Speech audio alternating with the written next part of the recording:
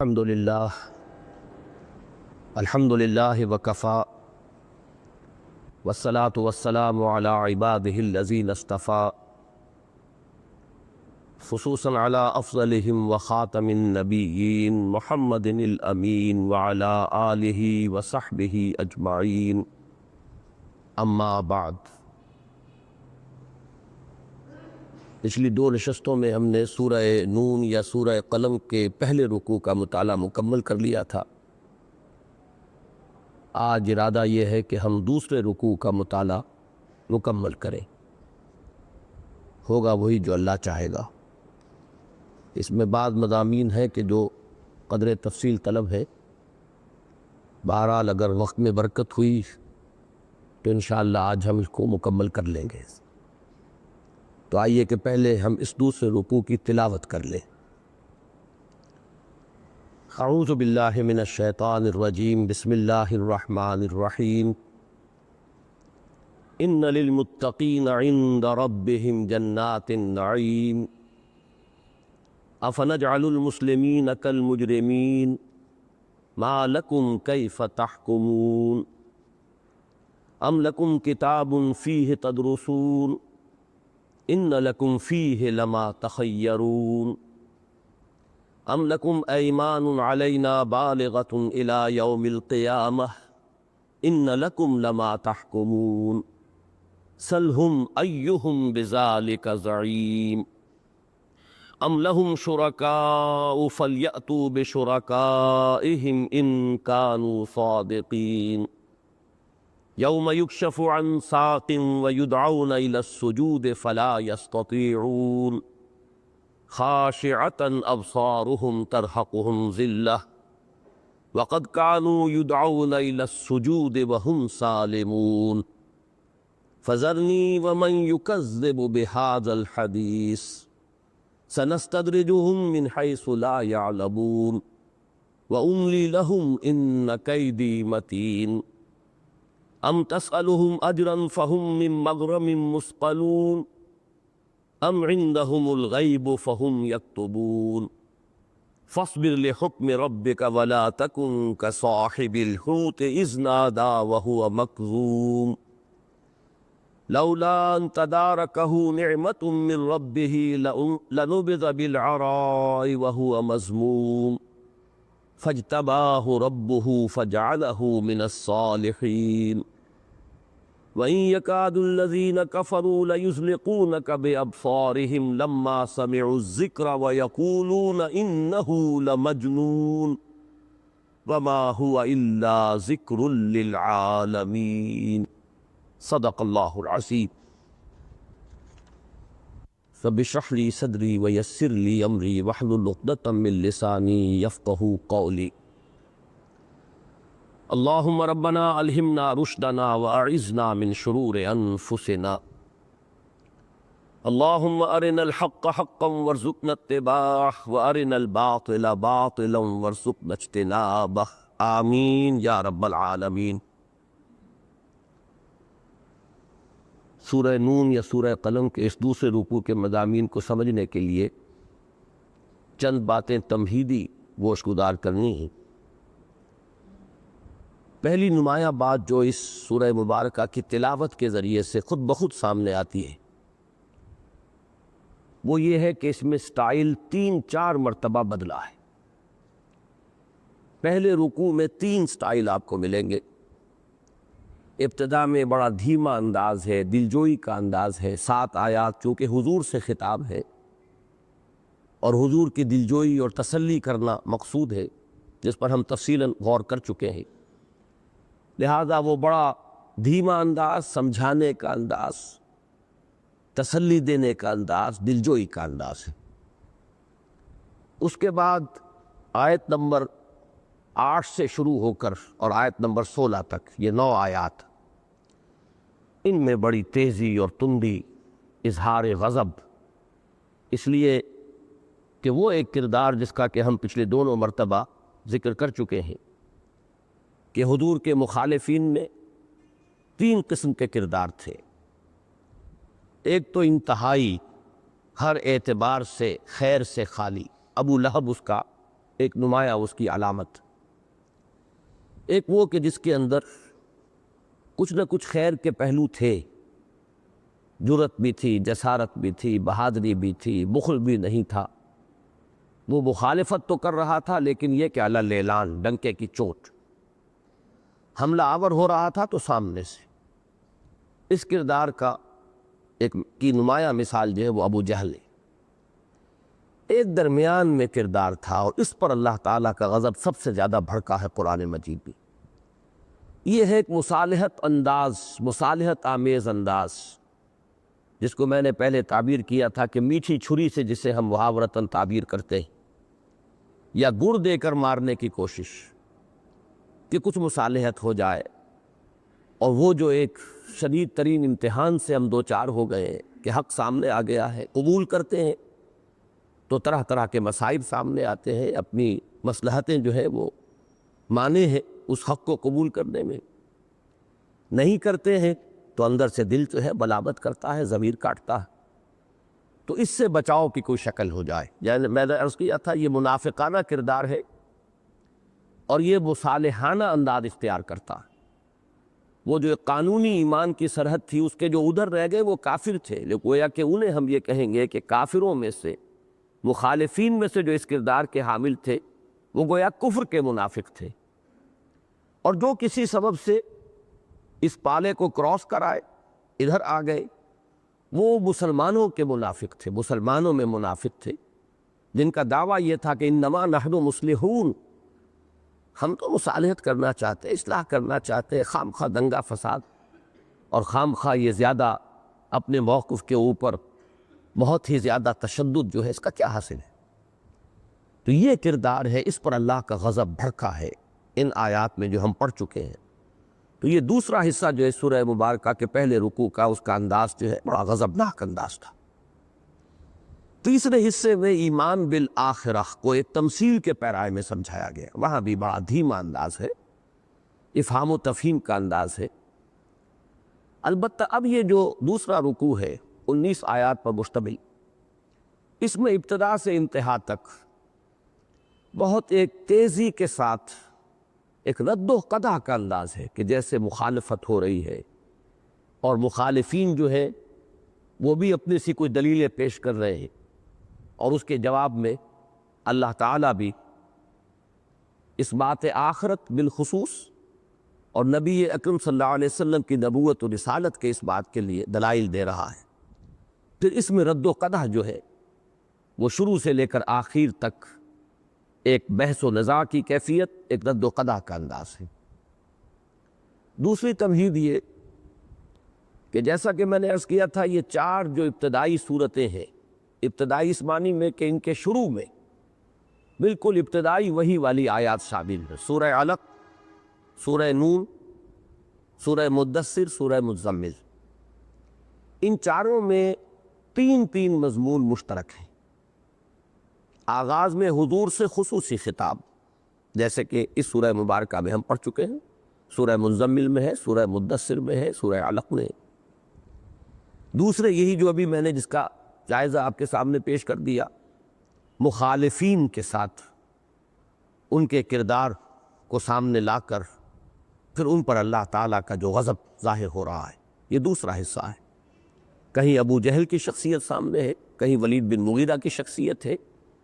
کہیں جیسے کہ سورہ مزمل میں کسی کا نام نہیں لیا گیا، مجموعی طور پر ذرنی والمکذبین اولی النعمہ ومہلہم قلیلا۔ تیسرا مضمون جو اہم ترین مشترک ہے ان چاروں صورتوں میں وہ ہے اس بات آخرہ۔ البتہ اس بات آخرت اور وہ جزا و سزا کا واقع ہو کر رہنا، اس کے ضمن میں ایک بڑی حسین تدریج ہے، وہ میں چاہتا ہوں کہ آپ آج اچھی طرح نوٹ کر لیں۔ سورہ علق کی 3 آیتوں میں صرف ایک فلسفیانہ استدلال ہے، کلا ان الانسان لیطغی ان رآہ استغنی ان الی ربک الرجعی۔ انسان تعدی پر، ظلم پر، سرکشی پر، زیادتی پر آمادہ ہو ہی جاتا ہے۔ کیوں ہو جاتا ہے؟ کہ اس دنیا میں وہ اپنے آپ کو آزاد پاتا ہے، کوئی پکڑ نہیں ہے، جھوٹ بولا، زبان پر چھالا بھی نہیں پڑا، کوئی تکلیف نہیں ہوئی، کسی کا مال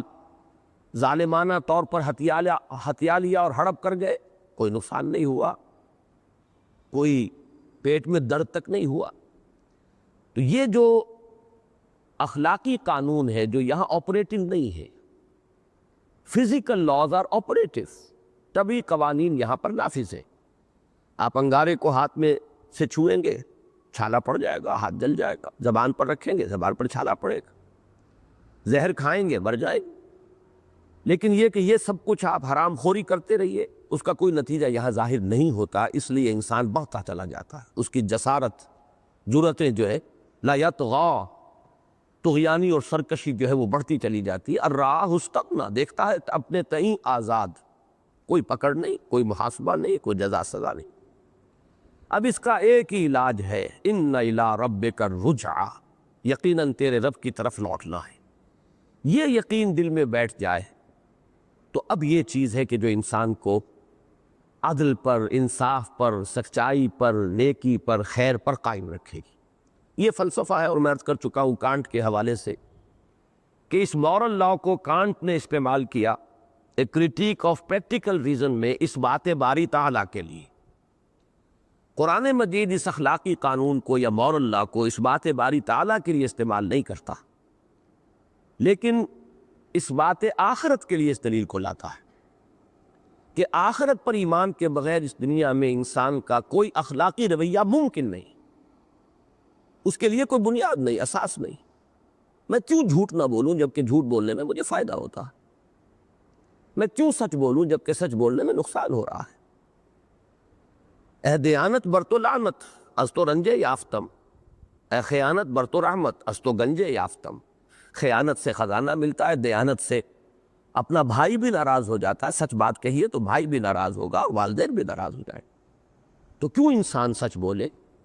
کیوں دیانت پر قائم رہے، کیوں فاقے کرے، کیوں ضیاء کار بنوں، محو فکر فردہ نہ کروں؟ وہ علامہ اقبال کا وہ جو پہلا شعر ہے، مجھے کیوں ضیاء کار بنوں خود فراموش نہ ہوں۔ اب یہ ضیاء کاری کیوں کی جائے؟ تو یہ فلسفہ ہے جو 3 آیات میں سورہ علق میں آیا۔ اس سورہ مبارکہ میں یہ مضمون بڑی تفصیل سے آیا۔ پہلے تو ہم دیکھ چکے کہ ایک تمثیل کے پیرائے میں وہی بات جو سورہ علق میں آئی ہے اصولی اعتبار سے، یہاں ایک تمثیل کے پیرائے میں آسان فہم بنا کر اسے سامنے رکھا گیا کہ یہ اخلاق کی پستی میں انسان سنک کرتا ہے، نیچے اترتا چلا جاتا اگر آخرت نہیں۔ یہ وہ مضمون ہے کہ جو بعض تو پوری صورتیں جو ہیں اسی پر ہیں۔ ارأیت الذی یکذب بالدین فذلک الذی یدعو الیتیم ولا یحض علی طعام المسکین فویل للمصلین الذین هم عن صلاتهم ساہون۔ جزا و سزا کا انکار کرنے کے بعد لامحالہ کردار جو ہے وہ ان پستیوں کی طرف مائل ہو جائے گا، پھر انسان کے اندر اخلاق حسنہ کے لیے کوئی بنیاد نہیں رہے گی۔ اسی مضمون کو اکثر ترتیب میں بیان کیا گیا، ویل للمطففین الذین اذا اکتالوا علی الناس یستوفون واذا کالوہم او وزنوہم یخسرون الا یظن اولئک انہم مبعوثون لیوم عظیم یوم یقوم الناس لرب العالمین۔ انسان اتنی پستی میں اس لیے جاتا ہے کہ اسے یا تو آخرت کا علم نہیں یا آخرت مستحضر نہیں رہتی، اوجھل ہو جاتا ہے اس کا تصور ذہن سے، تو یقیناً پھر انسان جو ہے اخلاق کی پستیوں کے اندر دھنستا چلا جاتا ہے۔ یہ بات یہاں تمثیلی پیرائے میں باغ والوں کا جو ایک قصہ بیان ہوا، انا بلوناہم کما بلونا اصحاب الجنہ۔ اب اس کے بعد اس دوسرے رکوع کے اندر اس موضوع پر ایک تو عقلی دلیل لائی گئی ہے ابتدا میں اختصار کے ساتھ اس بات آخرت کے لیے، اور آخرت سے انحراف کی متعدد شکلوں میں سے بعض شکلوں کا یہاں ذکر کیا گیا ہے ایک رد و قضا اور بحث و نزاع کی صورت میں۔ یہ جو میں نے ابھی لفظ استعمال کیا ہے کہ انحراف عن الآخرہ کی متعدد شکلیں، اس کے حوالے سے میں تیسری تمہیدی بات اس وقت عرض کر رہا ہوں۔ قرآن مجید کو سمجھنے میں بڑی اہمیت کی حامل ہے یہ بات کہ ہم سب سے پہلے یہ بات سامنے رکھیں کہ قرآن کے جو اصل اولین مخاطب تھے ان کا موقف تھا کیا۔ آیا وہ خدا کے منکر تھے، ملحد تھے، دہریے تھے، یا یہ کہ وہ خدا کو تو مانتے تھے لیکن شرک کرتے تھے؟ آیا وہ سب کے سب آخرت کے بالکل کورے انکار کرنے والے تھے، یا ان میں آخرت کے ماننے والے تھے لیکن انہوں نے کچھ ایسی چیزیں بھی اپنے فکر میں، اپنے نظریات میں، اپنے عقائد میں شامل کر لی تھی کہ جس سے ایمان بالآخرت قانوناً ہوتے ہوئے بھی عملاً غیر مؤثر ہو جاتا تھا۔ تو جب تک یہ چیز سامنے نہ ہو آپ قرآن مجید کو سمجھ نہیں سکتے، اس لیے کہ جو مخاطب سامنے ہے ان سے گفتگو ہو رہی ہے، رد و قضا ہو رہی ہے، اور قرآن اس طریقے سے تو ڈسکرپٹیو انداز میں اور نیریٹو انداز میں بیان نہیں کرتا کہ ان کا موقف یہ تھا، ان کا کہنا یہ تھا اور اس کا اب جواب ہم یہ دے رہے ہیں۔ یہ جو ہمارا عام اسلوب ہے دنیاوی تصانیف کا، تو یہ ہوتا ہے کہ ہمارے مخالفین کا کہنا یہ ہے، ان کا موقف آپ نے نقل کیا، اب آپ نے ایک ایک بات کا ہماری طرف سے یہ ان پر اعتراض ہے، ہم ان کی بات کا یہ جواب، یہ انداز نہیں ہے۔ یہاں تو جیسے کہ گفتگو ہو رہی ہے خطیبانہ انداز کے اندر، اب اسی کے بٹوین دی لائنز آپ کو ریڈ کرنا پڑے گا اور اسی کے پس منظر میں جھانکنا ہوگا کہ کون اس وقت مخاطب ہے، اس کا موقف کیا ہے، اس کا قول کیا ہے جس کا جواب یہاں دیا جا رہا ہے۔ اس اعتبار سے اس رکوع کی ابتدائی چند آیات کو سمجھنے کے لیے جان لیجئے کہ جو مخاطبین اولین تھے قرآن حکیم کے، سب سے پہلے تو یہ بات ان کے بارے میں نوٹ کر لی جائے کہ اگرچہ بعض اس دور میں بھی جن کو ہم کہیں گے دہریین، مادیین، ملحدین موجود تھے، لیکن بقدر قلیل جس کو کہتے ہیں، اکثر و بیشتر لوگ وہ ہیں جو اللہ کو مانتے تھے، یہ بھی مانتے تھے کہ خالق وہی ہے، تخلیق میں اس کا کوئی ساجی نہیں۔ وَلَئِن سَأَلْتَهُم مَّنْ خَلَقَ السَّمَاوَاتِ وَالْأَرْضَ لَيَقُولُنَّ اللَّهُ۔ اے نبی اگر آپ ان سے پوچھیں گے کہ کس نے پیدا کی آسمان و زمین، یہ فوراً کہیں گے اللہ نے پیدا کی، اس میں کوئی اختلاف نہیں تھا۔ لیکن جیسا کہ میں نے عرض کیا، ایک قدر قلیل ایسے لوگوں کی اس دور میں بھی موجود تھی جنہیں ہم اس وقت کہیں گے دہری، جو کسی بھی مافوق الفطرت ہستی کو یا مافوق الطبیعیاتی کسی وجود کو وہ تسلیم نہیں کرتے تھے۔ گویا کہ مادیین، صرف مادہ ہے اور یہ کائنات ہے اور یہ خود چل رہی ہے، نہ کوئی پیدا کرنے والا ہے، نہ کوئی جلانے والا ہے، نہ کوئی مارنے والا۔ چنانچہ سورہ جاسیہ میں جو ایک قول نقل کیا گیا ہے بعض لوگوں کا، وہ در حقیقت دہریت کاملہ، یوں سمجھیے کہ جدید دور کی جو دہریت کاملہ ہے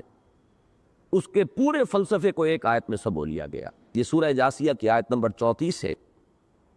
وَقَالُوا مَا هِيَ إِلَّا حَيَاتُنَا الدُّنْيَا نَمُوتُ وَنَحْيَا وَمَا يُهْلِكُنَا إِلَّا الدَّهْرُ۔ اور انہوں نے یہ کہا، یا وہ یہ کہتے ہیں کہ نہیں ہے کوئی زندگی ہماری سوائے اس دنیا کی زندگی کے، اس میں تو آخرت کا انکار آ گیا۔ نموت ونحیا، ہم خود ہی مرتے ہیں، خود ہی جیتے ہیں، کوئی ہمارا مارنے والا، جلانے والا، کوئی شخصیت، کوئی ہستی نہیں۔ وما یہلکنا الا الدہر، اور جو ہلاکت بھی آتی ہے تو وہ یہی گردش افلاک ہے، یہ دہر ہے، اسی کا یہ الٹ پھیر ہے، یہی جو سلسلہ اسباب و علل ہے، اسی سے خود بخود یہ کارخانہ چل بھی رہا ہے، اسی کے ساتھ ہلاکت بھی وابستہ ہے۔ تو یہ تصور جو ہے یوں سمجھیے کہ ایک آیت کے اندر جسے ہم جدید دہریت کہیں گے وہ موجود ہے، تو گویا کہ کچھ نہ کچھ لوگ اس وقت ایسے بھی موجود تھے، چاہے وہ نہ ہونے کے برابر ہو، آٹے میں نمک کے برابر ہو، لیکن ہمیں اس سے یہ فائدہ ہوا کہ قرآن مجید نے ان کے موقف کو بھی نقل کر کے پھر ان کی بھی نفی کی ہے۔ ہمارے لیے حکمت کا اور دانائی کا وہ حصہ بھی قرآن مجید میں آ گیا۔ اکثر و بیشتر لوگ جو وہاں تھے انہیں آپ کہیں گے مشرک، یعنی اللہ کو مانتے تھے لیکن شرک کرتے تھے، اور ایمان بالآخرہ کے ضمن میں کم سے کم 5 شیڈز تھے وہاں اس معاشرے میں موجود، جن کو اچھی طرح آئیڈینٹیفائی کر لینا چاہیے۔ ایک تو وہ لوگ تھے جو سرے سے منکر تھے، آخرت واخرت نہیں ہے، کیسے ممکن ہے جب ہم مر جائیں گے، گل سڑ جائیں گے، ہماری ہڈیاں بھی بوسیدہ ہو جائیں گی، اذا کنا عظاما نخرا عظاما ورفاتا، جبکہ ہمارا یہ حال ہو جائے گا تو کیسے ممکن ہے ہاتھ لما توعدون، انہونی بات ہے، انہونی بات ہے، جو بات کہی جا رہی ہے یہ قطعاً ناممکن ہے۔ بل عجبوا ان جاءهم منذر منهم فقال الكافرون هذا شيء عجيب أإذا متنا وكنا ترابا ذلك رجع بعيد۔ جب ہم مر جائیں گے مٹی ہو کر مٹی میں مل جائیں گے، پھر دوبارہ ہمیں اٹھا لیا جائے گا، یہ ہونے والی بات۔ یہ تو گویا کہ کورے منکر تھے، صاف انکار کرنے والے، آخرت کو نہیں مانتے۔ قرآن مجید میں ان سے جو بحث و نزاع ہے اور جو گفتگو ہے، جو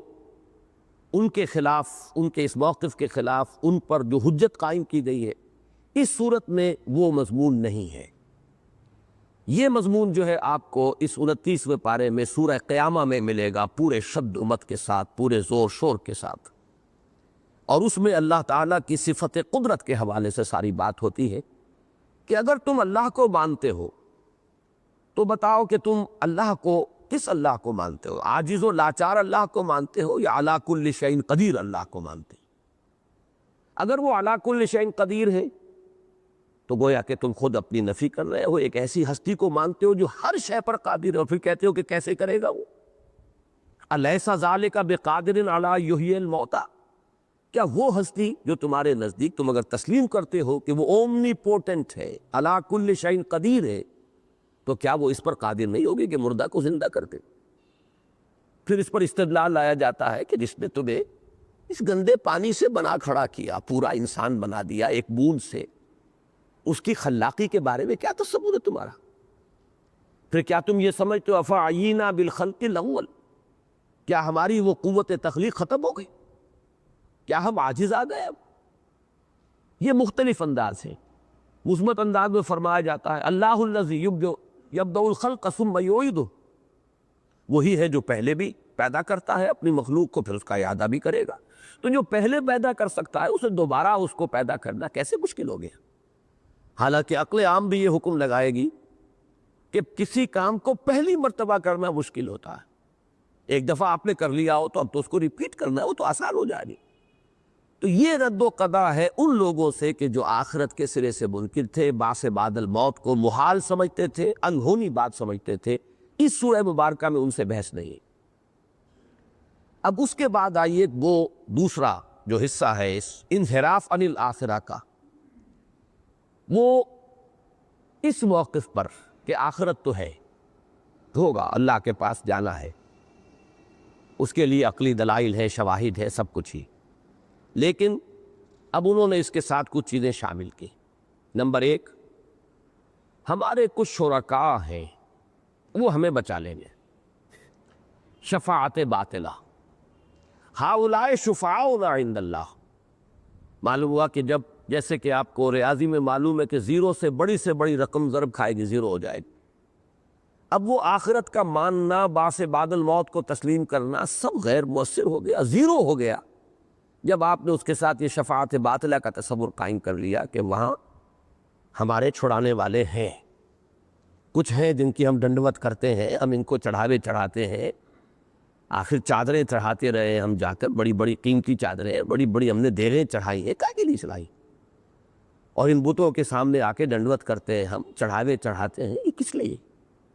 ہؤلاء شفعاؤنا عند اللہ، معلوم ہوا کہ وہ منکر تو نہیں تھے۔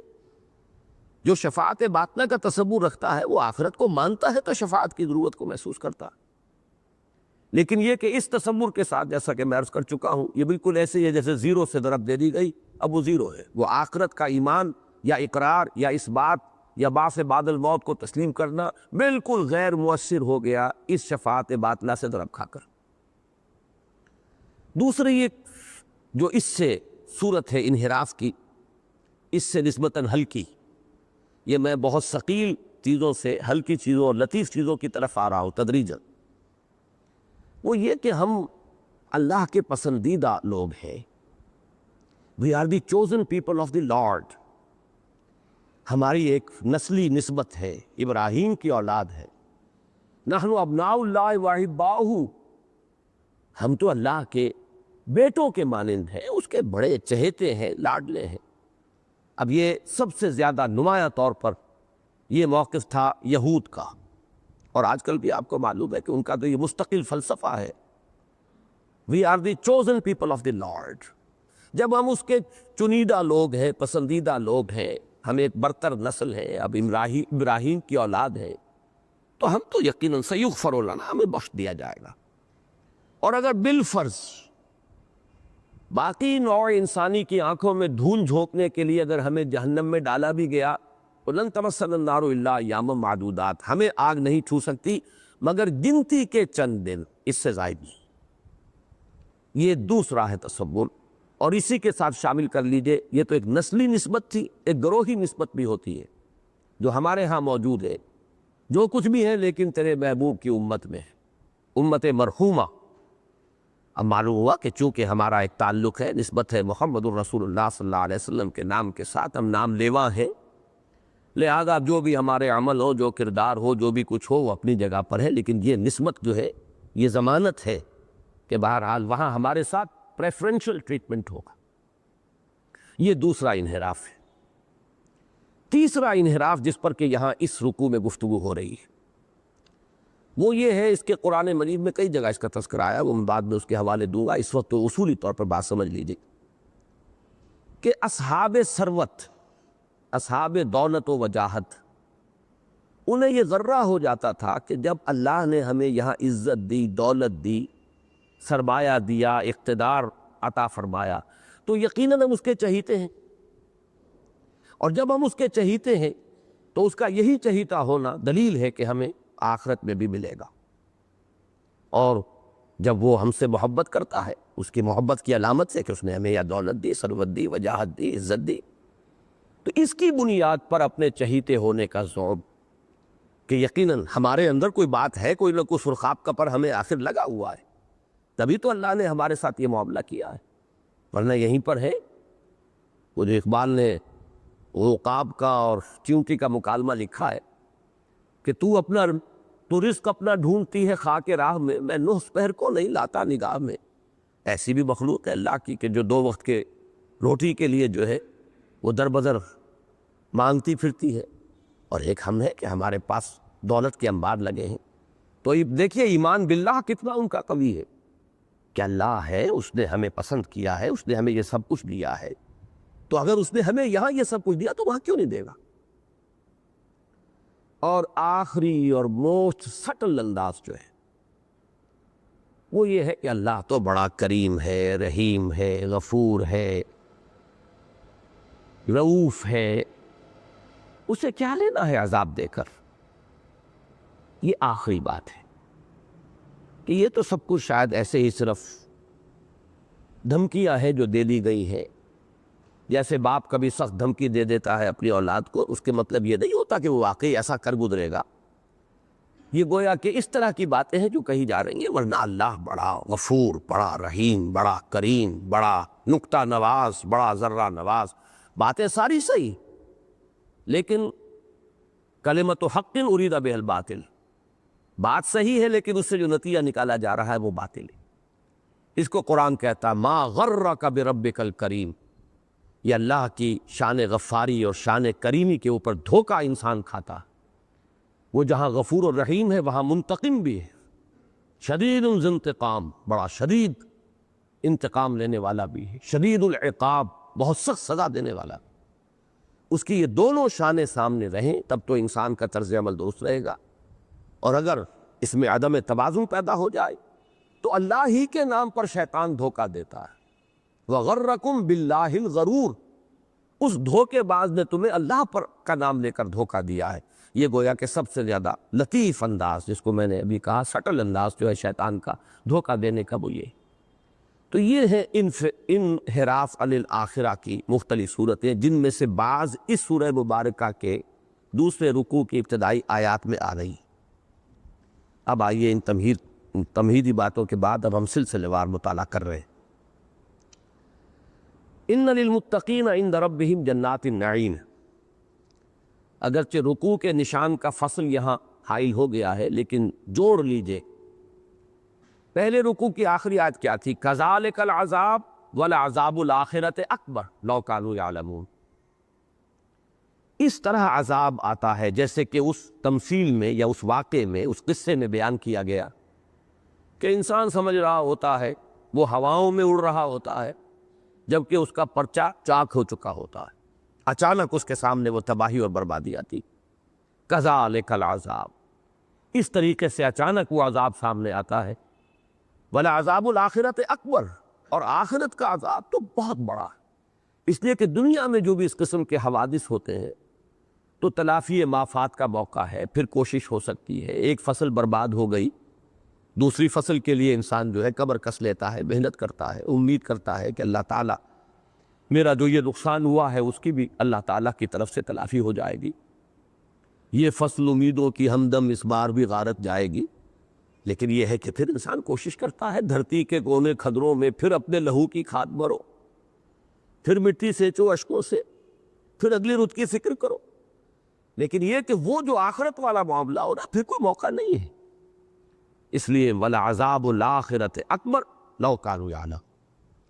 اب اس کے ساتھ سائملٹینیس کنٹراسٹ کے حوالے سے بات شروع ہوئی، اِنَّ لِلْمُتَّقِينَ عِندَ رَبِّهِمْ جَنَّاتِ النَّعِيمِ۔ یہ ہے وہ سائملٹینیس کنٹراسٹ، فوری تقابل۔ یقیناً خدا ترس لوگوں کے لیے ان کے رب کے پاس متقین۔ اب یہ جو تقوی کا اصل مفہوم ہے اس کو ذہن میں رکھیے، اور یہ چونکہ بالکل ابتدائی آیات ہے، ابتدائی دور کی آیات ہے، وہ تقوی ابھی ایک اصطلاح کی حیثیت سے سامنے نہیں آیا ہے، یہ الفاظ رفتہ رفتہ اصطلاحات کی شکل اختیار کریں گے۔ یہاں لفظ تقوی کی جو اصل روح ہے اس کو سمجھیے۔ تقوی کے معنی بچنا، یعنی انسان کے اندر ایک اخلاقی حس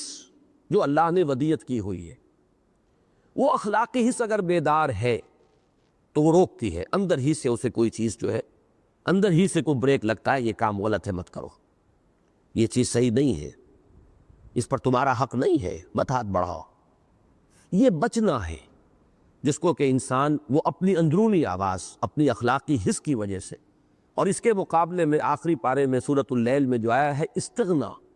بے پرواہ ہو جانا۔ جب یہ اخلاقی حس کند ہو جاتی ہے تو انسان بے پرواہ ہو جاتا، کوئی پرواہ نہیں۔ انسان کو احساس ہی نہیں ہوتا میں صحیح کر رہا ہوں، غلط کر رہا ہوں، جائز کہہ رہا ہوں، ناجائز کہہ رہا ہوں، صحیح جو میرے لیے میرا حق ہے وہی لے رہا ہوں یا کسی کے حق پر دسترازی کر رہا ہوں، وہ استغنا ہے۔ اور اس کے برعکس جو کیفیت ہے انسان کی اس اخلاقی حس کی بیداری کی، وہ تقویٰ ہے۔ تو وہ لوگ کہ جن کی یہ اخلاقی حس بیدار ہے،